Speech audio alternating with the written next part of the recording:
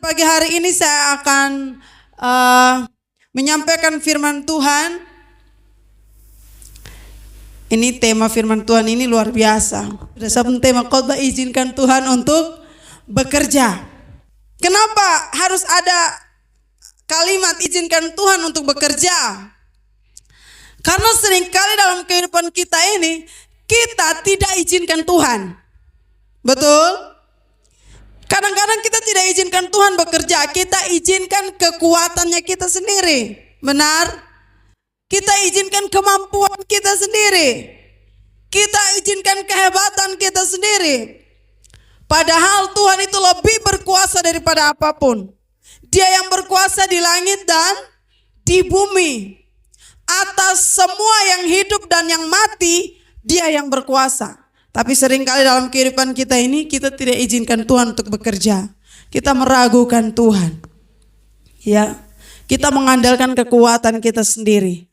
Tetapi jawab Tuhan kepadaku, cukuplah kasih karuniaku bagimu, sebab justru dalam kelemahanlah kuasaku menjadi sempurna. Sebab itu terlebih suka aku bermegah atas kelemahanku, supaya kuasa Kristus turun menaungi aku. Karena itu aku senang dan rela di dalam kelemahan, di dalam siksaan, di dalam kesukaran, di dalam penganiayaan dan kesesakan oleh karena Kristus. Sebab jika aku lemah, maka aku kuat. Firman Tuhan ini begitu luar biasa. Kita melihat kehidupan dari seorang Rasul Paulus. Ya, dia bilang apa? Tetapi jawab Tuhan kepadaku, cukuplah kasih karuniaku bagimu. Kalau di ayat yang ke-8, ya, firman Tuhan berkata tentang hal itu, aku sudah 3 kali berseru kepada Tuhan. Paulus ini dia sudah 3 kali berseru kepada Tuhan, ya, dalam keadaan yang sedang dia alami. Firman Tuhan di ayat sebelumnya dia bilang apa? Duri dalam daging. Jadi si Rasul Paulus ini sedang dicobai. Setan yang datang cobai dia. Dan Rasul Paulus sudah berdoa kepada Tuhan supaya setan ini mundur. Kadang-kadang kita sudah berdoa tapi setan ini bukan makin jauh, dia makin dekat. Itulah kelebihan kita anak-anak Tuhan. Semakin kita dekat dengan Tuhan, semakin kita tuh jadi incarannya iblis. Bukan kita diam-diam baik. Yang sudah tenang-tenang, itu berarti dia sudah bersahabat dengan iblis. Betul? Tapi kalau kita semakin dekat dengan Tuhan, kita tuh bikin iblis tuh gergetan. Jadi dia incar kita terus supaya kita itu jatuh. Saya kesaksian, dulu waktu SMA saya sering pelayanan, ya, pelayanan dan itu biasa pulang jam 9, jam ya setengah 10. Biasa saya pelayanan dengan Bapak Alex dan mereka. Dulu tuh masih di bagian gua situ, belakang gua situ, pagar situ, ya. Itu masih sepi, di jati-jati itu masih sepi. Tiap kali orang antar saya nih, mereka itu saya bilang gini, ini Malis bisa antar saya kok. Aduh Kalasti, bisa kok yang lain sah. Karena setiap kali mereka antar saya, mereka akan rasa merinding pas pulang sendiri. Di jati-jati situ, sekarang orang banyak di situ, di lapangan kecil situ. Dulu kan jati-jati itu paling gelap, di situ paling gelap. Di sini dan dengan di bawah itu paling gelap sudah. Tiap kali orang antar saya tuh selalu mereka takut. Karena pulang mereka rasa ada, bukan saya yang di belakang, ada orang yang di belakang. Dan setiap malam, ini bapak dan mama tuh jadi kesaksian yang hidup, yang nyata. Selalu setan tuh datang ganggu saya.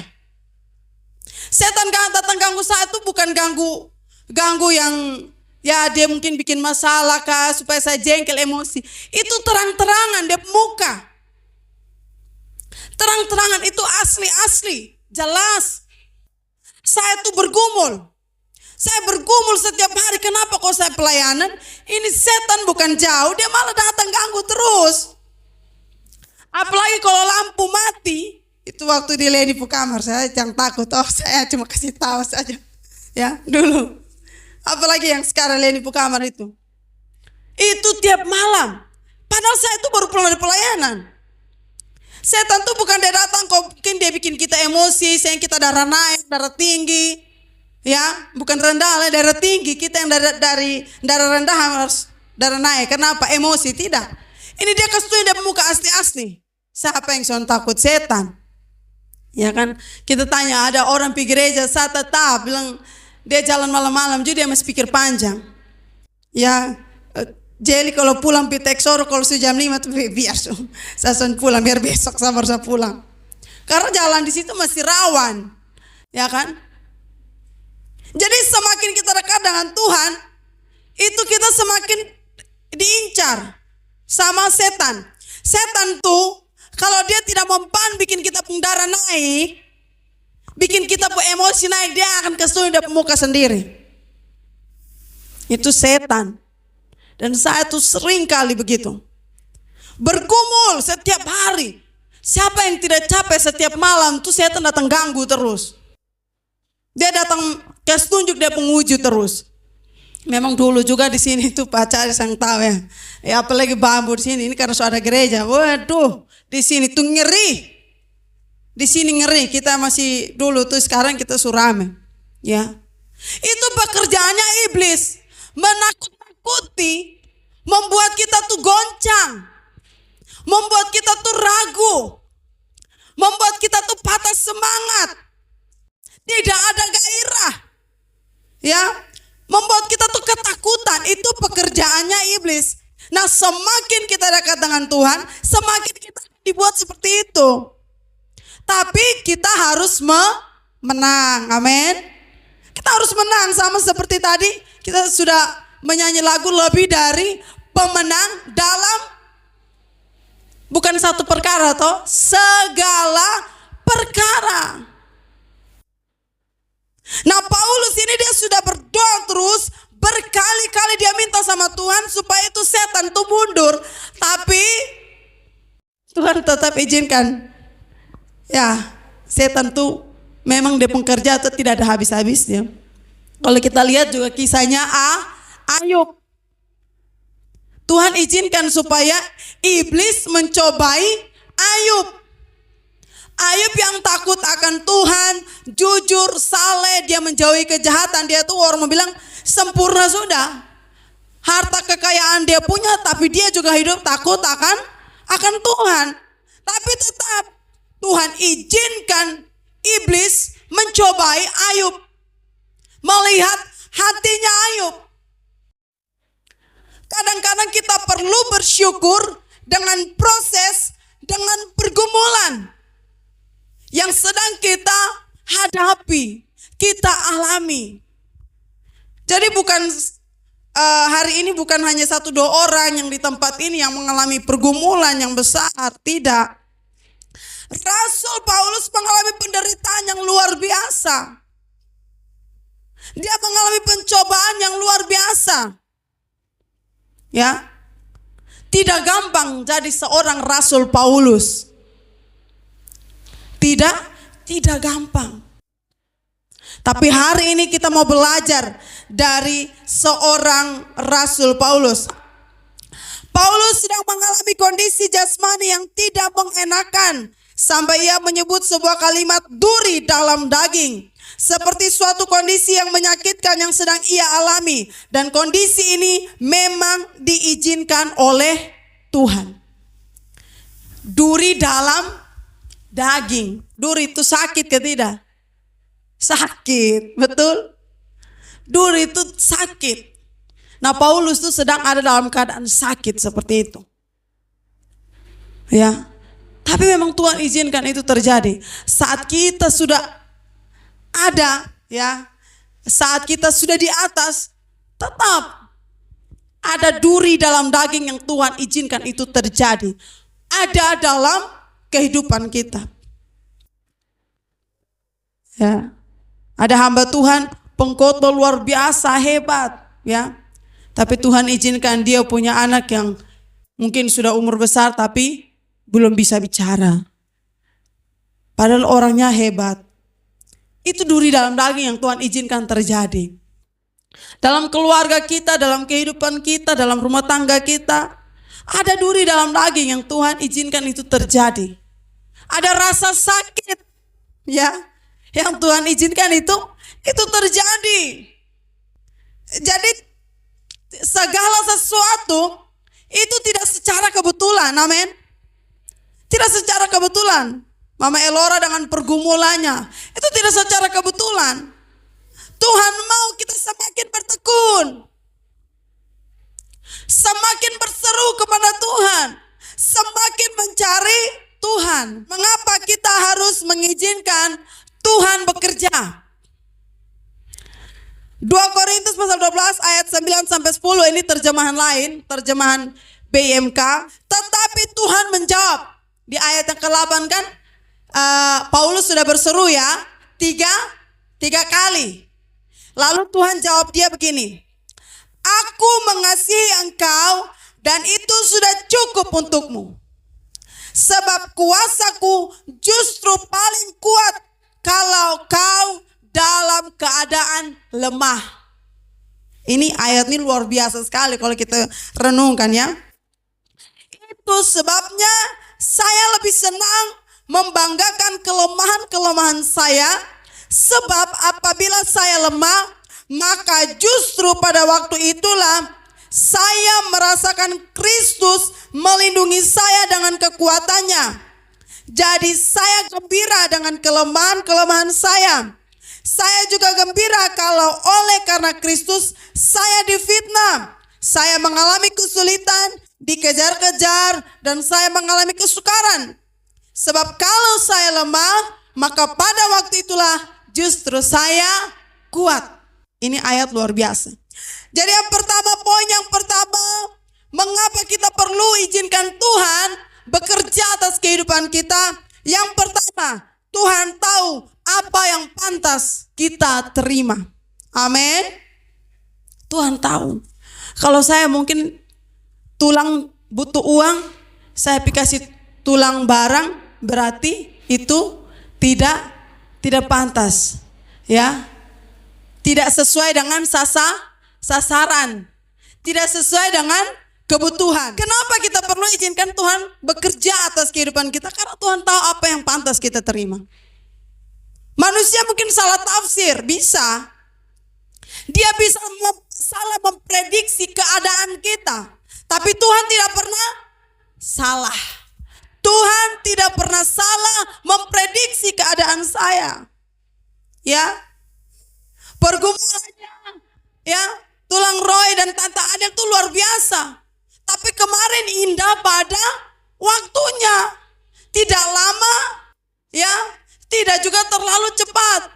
Semuanya tepat pada waktunya. Ya. Jadi dalam kehidupan kita ini, kita bilang Tuhan terlalu lama. Tuhan jawab saya punya doa nih. Kapan? Kapan baru Tuhan jawab? Tapi Alkitab hari ini berkata bahwa Tuhan tahu apa yang cukup bagi kita. Amin.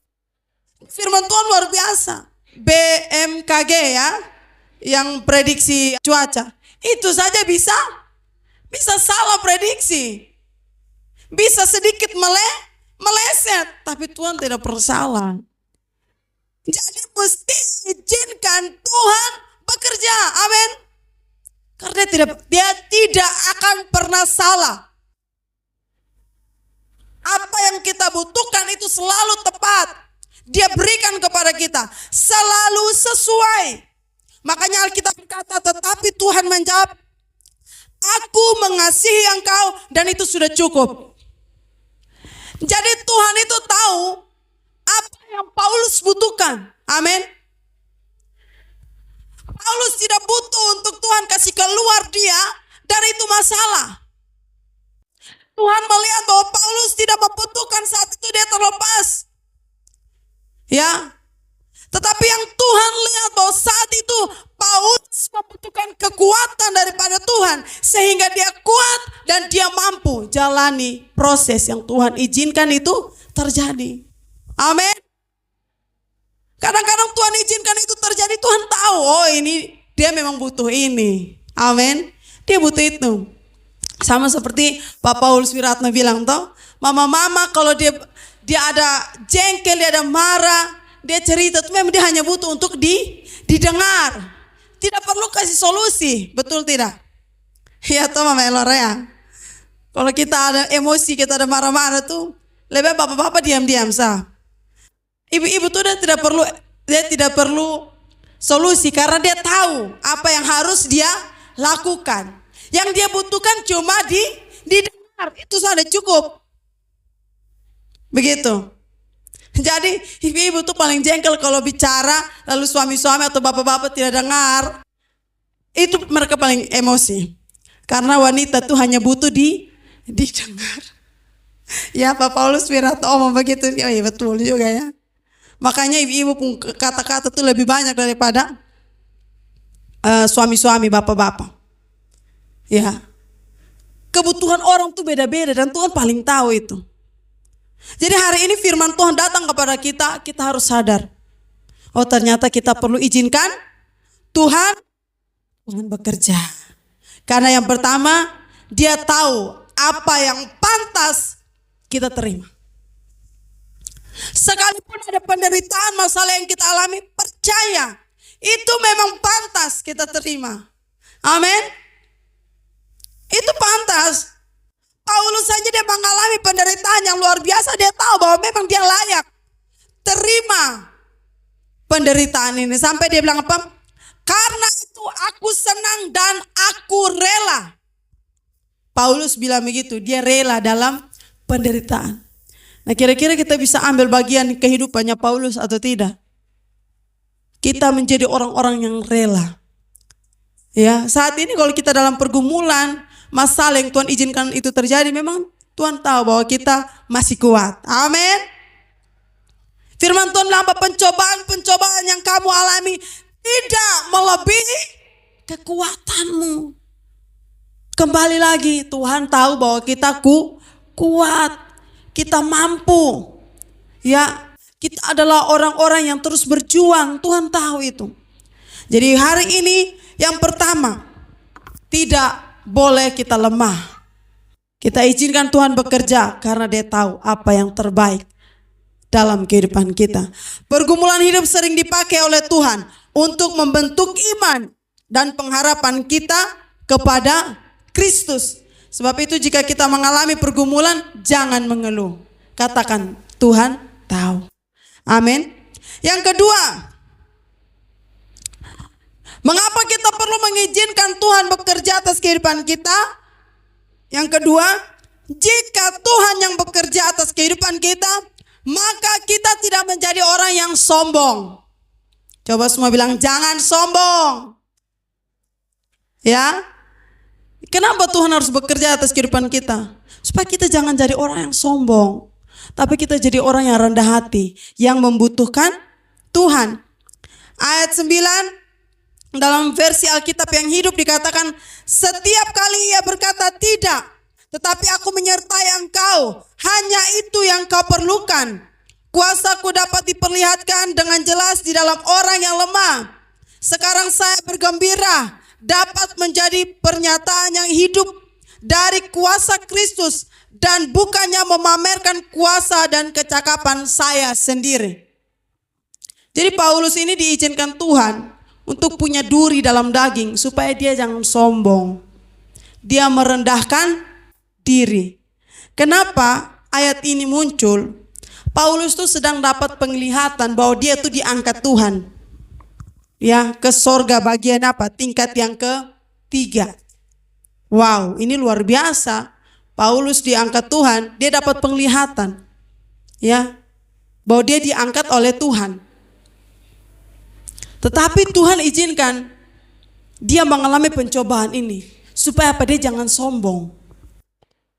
Kalau dia tuh orang yang luar biasa, dia punya kerendahan hati. Kadang-kadang kita sudah di atas, kita sudah mengalami puncak, Tapi ada saja yang Tuhan izinkan itu terjadi supaya jangan sombong. Jadi orang yang rendah hati. Ada orang dia sudah sampai di puncak, dia tidak mau lagi lihat ke bawah. Ya toh? Dia tidak mau lihat lagi siapa yang butuh pertolongan. Dia tidak mau lihat lagi siapa yang ada di bawah, yang perlu diangkat. Makanya kita perlu izinkan Tuhan bekerja atas kehidupan kita supaya kita tahu bahwa hanya Yesus yang kita perlukan. Hanya Yesus sumber kekuatan kita. Paulus bilang apa? Supaya saya jangan memamerkan kuasa dan kecakapan saya. Ya, kita melihat beberapa waktu yang lalu siapa? Randy Pangalila ya. Yang tinju ya. Dia badannya kecil, dia juga bukan orang yang kayaknya bukan di situ ya. Dia juga kayaknya baru. Tapi apa, ketika dia mengandalkan Tuhan, dia mengandalkan kuasa Tuhan, dia menang di situ. Dia bersaksi bagaimana Tuhan yang bekerja atas kehidupannya. Ya, sebelum dia bertanding, dia datang, ada hamba-hamba Tuhan yang doakan dia. Ketika kita izinkan Tuhan bekerja atas kehidupan kita, maka kita sudah tahu bahwa semua datang dari Tuhan. Sebab itu tidak ada alasan bagi kita untuk menjadi orang yang tinggi hati, orang yang angkuh, orang yang sombong. Ya, kita belajar dari Daud juga seperti itu. Daud diangkat Tuhan itu bukan karena dia orang yang hebat. Ya, dia itu ada di mana? Ada di hutan. Jaga itu kambing domba.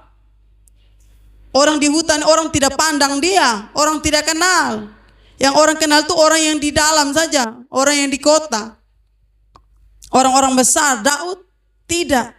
Tapi apa, Tuhan izinkan. Ketika dia izinkan Tuhan bekerja dalam kehidupannya, dia diangkat menjadi raja. Ya. Kita harus izinkan Tuhan bekerja atas kehidupan kita. Karena kita ini orang-orang yang lemah, orang-orang yang terbatas. Makanya Paulus bilang apa? Sebab itu aku senang dalam kelemahan.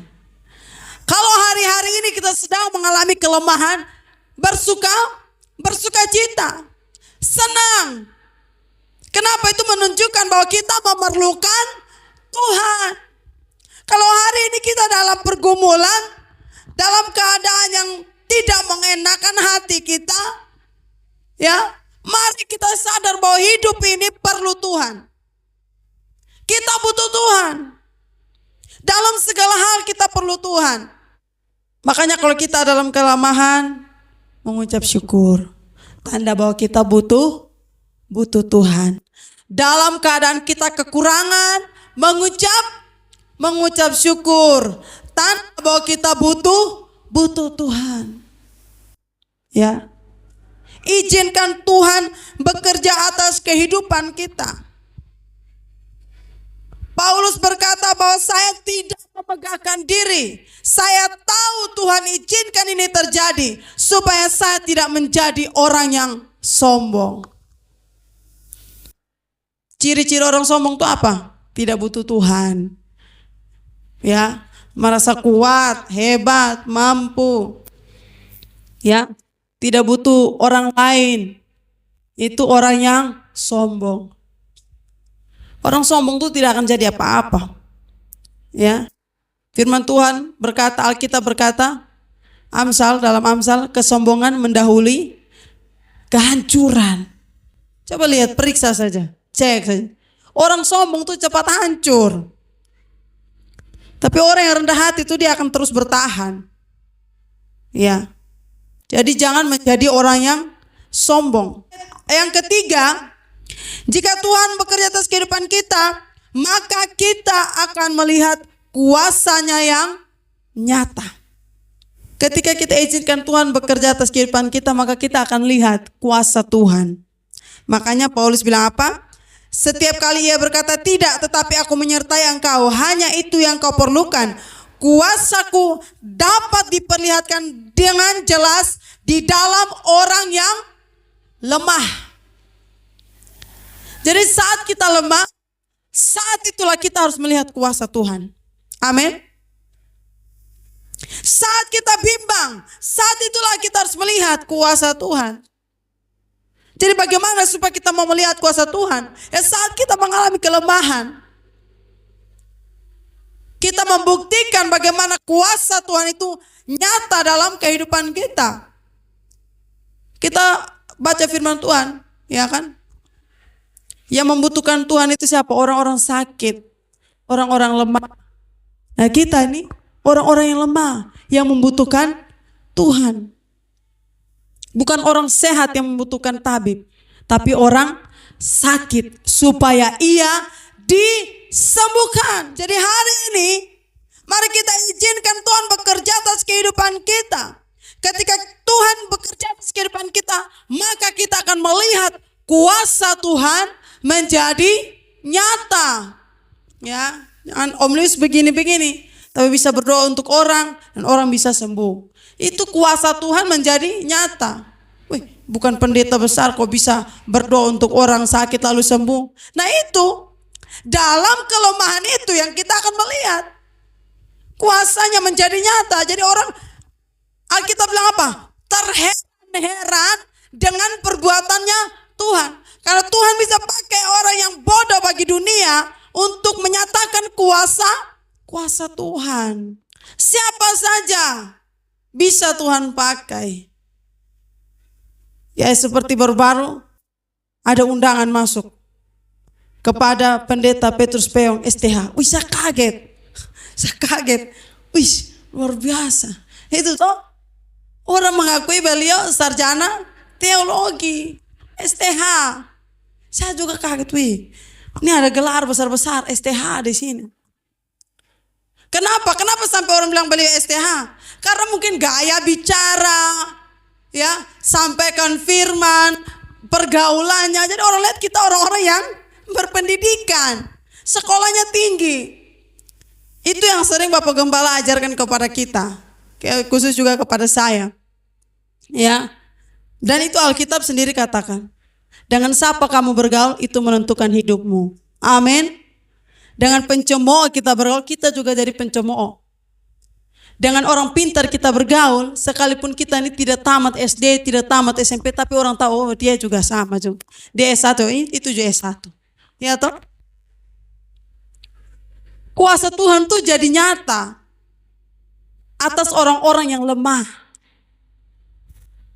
Kalau kita kuat buat apa kita butuh Tuhan? Kita tidak perlu Tuhan. Dan Tuhan itu tidak akan tolong kita karena kita merasa diri kita kuat. Firman Tuhan ini terlalu sederhana, simple. Kita bisa paham, benar? Kita bisa mengerti. Orang kuat dia tidak butuh apa-apa, tapi orang lemah butuh pertolongan. Amin. Orang lemah butuh pertolongan, orang lemah butuh Tuhan. Saat itulah Tuhan bekerja. Dan Tuhan mau tolong orang-orang yang merasa dirinya lemah, terbatas. Ya, seperti Rasul Paulus. Sebab itu dalam setiap keadaan kita, mari kita terus mengizinkan Tuhan bekerja atas kehidupan kita.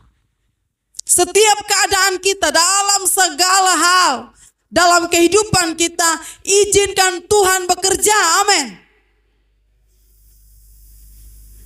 Jangan izinkan kita berjalan dengan kekuatan kita, dengan kemampuan kita, dengan cara berpikir kita.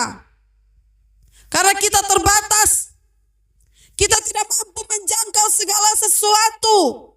Tapi Tuhan yang tidak terbatas itu, dia bisa menjangkau segala sesuatu yang kita tidak bisa jangkau. Makanya percayakan seluruh kehidupan kita kepada Tuhan. Alkitab berkata apa? Serahkanlah hidupmu kepada Tuhan. Ya. Serahkanlah rencanamu kepada Tuhan. Serahkan semua sama Tuhan. Ya. Tuhan tahu apa yang terbaik dalam kehidupan kita. Jika kita mengalami pergumulan, kelemahan, tantangan dalam kehidupan kita, saat itulah kita harus buktikan bahwa Tuhan yang saya sembah, Tuhan yang saya puji siang dan malam,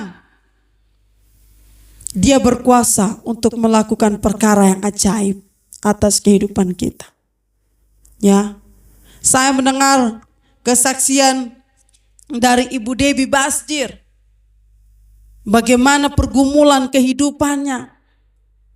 Ya, satu kali dia ditipu ratusan juta, padahal orang yang tipu ini juga anak Tuhan.